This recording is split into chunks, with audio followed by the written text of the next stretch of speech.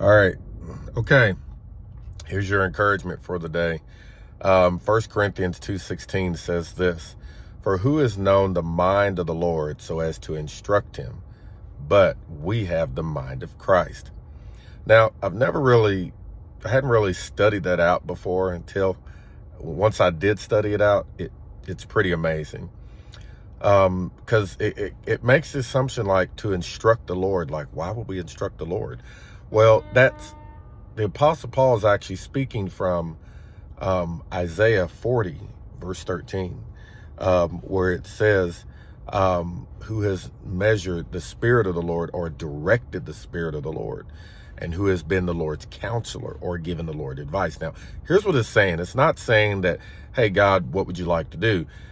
When you read the word to instruct or become counselor, what it actually says, it comes from two words.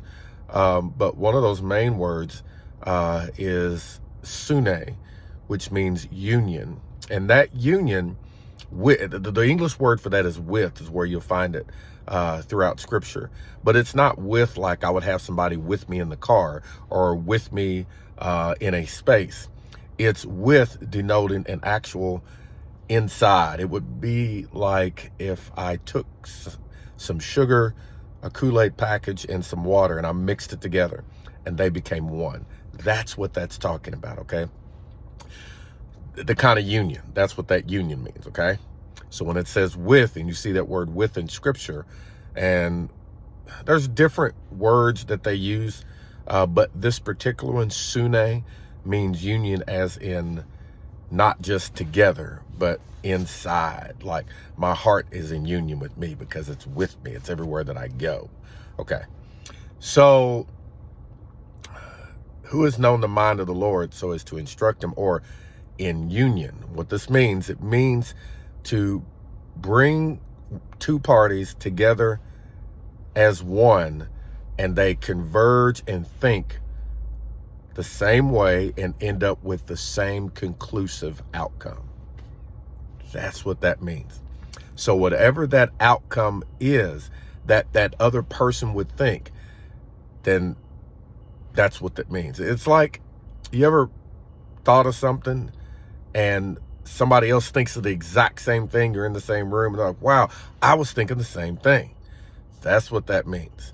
So it is thinking the same thoughts as God and coming to the same conclusions as God and getting the same results as God. So it gives, like I said, it kind of throws you a little bit when it says, who has known the mind of the Lord so as to instruct him. What it's actually saying, who can come into union together with God and then end up at the same conclusion as God thinks. In other words, who's going to come up with the same conclusions that God is coming up with and end up with the same results that God is coming up with? Well, and then it gives you the answer, but we have the mind of Christ. Something I learned long ago, that if you want to do the things of Jesus, then you're going to have to think the way that Jesus thinks. You can't walk the way that Jesus walks and manifest the results that Jesus manifests without thinking the way that Jesus thinks. It starts there.